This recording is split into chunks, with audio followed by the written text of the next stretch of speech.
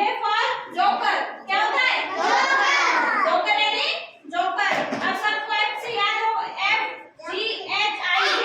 मैंने तीन स्पेलिंग बताई, सबको नाम पता चल गया? याद हुई सबको स्पेलिंग? Very good. तो फटाफट F से F for fish।